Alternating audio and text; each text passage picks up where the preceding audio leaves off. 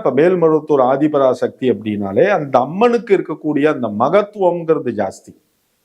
ஏன்னா இப்ப அம்மன்னாலே மகத்துவம் தான். ஏன்னா சிவனை பொறுத்த வரைக்கும் பாத்தீங்கன்னா பாதி ஆண்களுக்கு பாதி பெண்களுக்கு அப்படிங்கிறது தான் அர்த்தநாரீஸ்வரர் சொல்லக்கூடிய அந்த விஷயம்.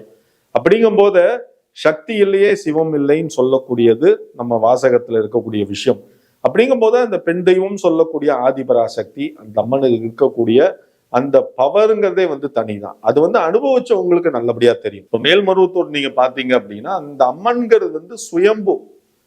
அந்த அம்மன்கிறது பாத்தீங்க அப்படின்னா சுயம்பு இதுவா அந்த அம்மன் வந்தவ. அப்படிங்கும் போது அந்த மேல்மருவத்தூர் அந்த ஆதிபராசக்திக்கு இருக்கக்கூடிய அந்த பவருங்கிறது ஜாஸ்தி. ஆனா அந்த அம்மனை நம்ம தரிசிக்க போறோம் அப்படின்னா அதுக்கு நம்ம சில விதிமுறைகளை நம்ம ஃபாலோ பண்ணி போய் விரதங்களை இருந்து ஃபாலோ பண்ணி போய் அந்த அம்மனை தரிசனம் பண்றோம் அப்படின்னா அதுக்கு உண்டான அந்த மகத்துவங்கிறது நமக்கு ஜாஸ்தியா இருக்கும்.